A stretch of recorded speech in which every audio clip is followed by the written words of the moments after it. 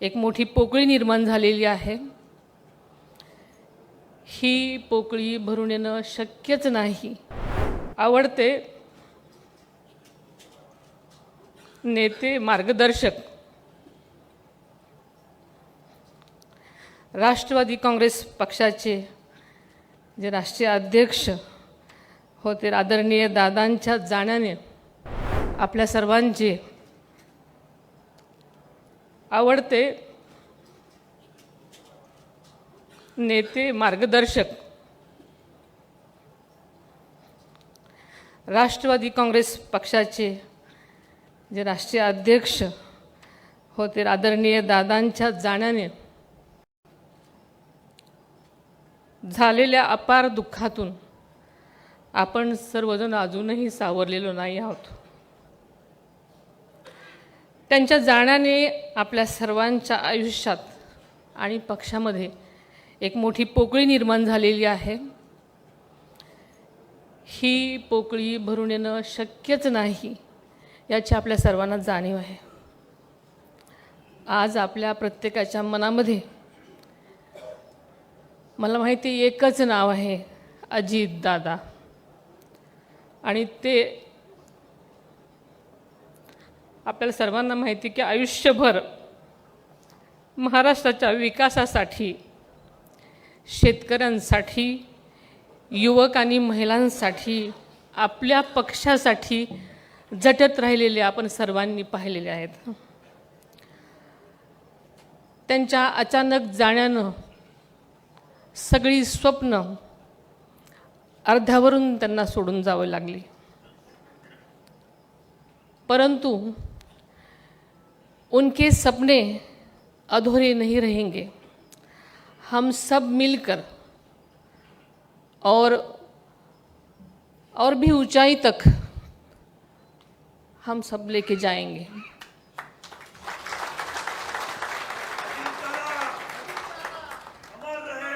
आदरणीय दादा आज आपल्यात नाहीत हे अजूनही मन मानायला तयार नाही। हा आघात प्रचंड आहे, मात्र वास्तव मान्य करायला पाहिजे। यातून आपल्याला बाहेर पडलं पाहिजे, आपल्या सगळ्यांनाच सावरलं पाहिजे, कारण आपली राष्ट्रवादी काँग्रेस पक्ष हा केवळ पक्ष नाही, तर हा एक विचार आहे, एक परिवार आहे। परिवार आहे महाराष्ट्राच्या समृद्धीचा, परिवार आहे परिवर्तनाचा, महत्त्वाचं म्हणजे तुमच्या आमच्या सर्वांच्या अभिमानाचा आणि स्वाभिमानाचा विचार करणारा हा पक्ष आहे। आणि हाच विचार पुढे नेण्यासाठी या कठीण काळातही आपल्याला निर्धारानं पुढे जावं लागणार आहे। मला आणि आपल्याला सगळ्यांनाच माहिती आहे, दादांची जागा ती पोकळी कुणीच भरून काढू शकणार नाही, हे त्रिवार सत्य आहे। पण त्यांनी दिलेले विचार, त्यांनी दाखवलेला आपल्या सर्वांना विकासाचा मार्ग, त्यांनी घडवलेला एक एक कार्यकर्ता, त्यांची जिद्द, त्यांची शिस्त हीच खरी राष्ट्रवादीची ताकद आहे। आपल्या सर्वांना माहिती आहे की 30 जून 2023 साली रोजी आदरणीय दादांनी राष्ट्रवादी काँग्रेस पक्षाच्या अध्यक्षपदाची जबाबदारी स्वीकारली आपल्या सगळ्यांच्या साक्षीनं। आदरणीय दादांनी राष्ट्रीय अध्यक्षपदाचा साधारणपणे 2.5 वर्षाचाच कालावधी मिळाला। या कालावधीत त्यांनी अख्खा महाराष्ट्र पिंजून काढला, पक्षाचा विस्तार केला, प्रत्येक कार्यकर्त्याला बळ दिलं, कष्ट, समर्पण आणि काटेकोर नियोजनाचे आपल्या पक्षाची ताकद तिपटीने वाढवली। आदरणीय दादांच्या या अध्यक्षपदाच्या, राष्ट्रीय अध्यक्षपदाच्या कालावधीमध्ये लोकसभा, महाराष्ट्राची विधानसभा, अरुणाचल प्रदेश, दिल्ली, जम्मू काश्मीर, बिहार या राज्यातल्या विधानसभा, महाराष्ट्रातल्या महानगरपालिका, नगरपालिका, जिल्हा परिषद, पंचायत समितीच्या निवडणुका आणि या सगळ्या कालावधीमध्ये आपल्याला सगळ्यांना माहिती आहे की या संबंध कालखंडामध्ये अनेक संकट आली, अनेक तांत्रिक अडचणी आल्या. असं असताना सुद्धा आदरणीय दादांच्या नेतृत्वाखालील राष्ट्रवादी काँग्रेस पक्षानं सगळीकडेच दमदार कामगिरी केली. या 2.5 वर्षाच्या अल्पावधीत सुद्धा त्यांनी आपलं नेतृत्व राष्ट्रीय पातळीवर सिद्ध केलं. आणि आपल्याला सगळ्याला माहिती आहे की दादांनी एकदा एखादी गोष्ट करायची ठरवली तर ते सिद्धच करून दाखवायचे. आपला राष्ट्रवादी काँग्रेस पक्ष देशाच्या मातीशी, माणसांशी नातं सांगणारा आणि जनतेशी नाळ जुळलेला पक्ष आहे. आपल्याला माहिती आहे की देशाची निर्मितीच मूळ संघर्षातून झाली आहे.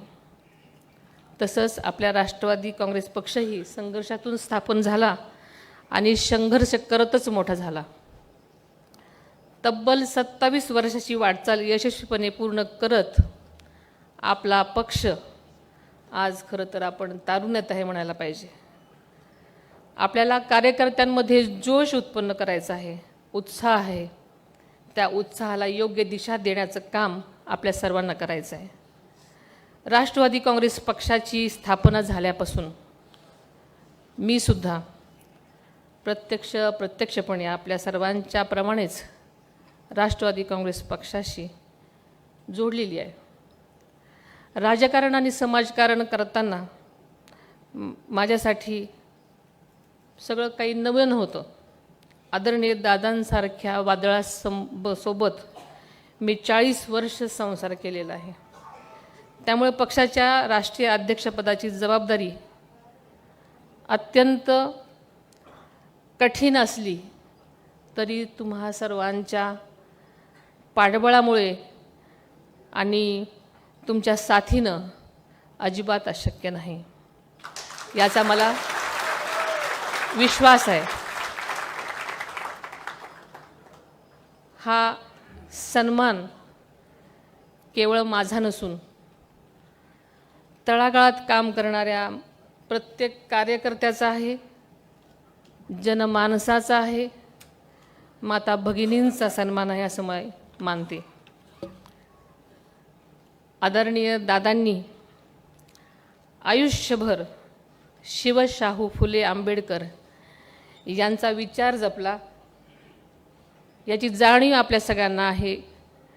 या विचारात कधीही काही असलं तरी त्यांनी तडजोड केली नाही. नवमहाराष्ट्राचे शिल्पकार स्वर्गीय यशवंतराव चव्हाण साहेबांचा वारसा त्यांनी आयुष्यभर जपला आणि तोच वारसा, तोच विचार आपल्याला पुढे न्यायचा आहे. समाजातल्या कोणत्याही घटकाला आपण वाऱ्यावर सोडणार नाही, सर्वांना सोबत घेऊनच चालणार. कारण दादांचं ज्या ज्या गोष्टी त्यांनी केलेल्या आहेत त्या सगळ्या गोष्टी आपण करण्यासाठी सगळ्यांनी एकत्र काळजी घ्यायची आहे आणि सगळ्यांनी एकत्र पुढे जायचं आहे. आज मी आपल्या राष्ट्रीय अध्यक्षपदाची जबाबदारी स्वीकारत असले तरी खरं तर राष्ट्रवादीचा प्रत्येक कार्यकर्ता हा राष्ट्रीय अध्यक्षच आहे. याच भावनेतून आपण सर्वांनी मिळून काम करायचे.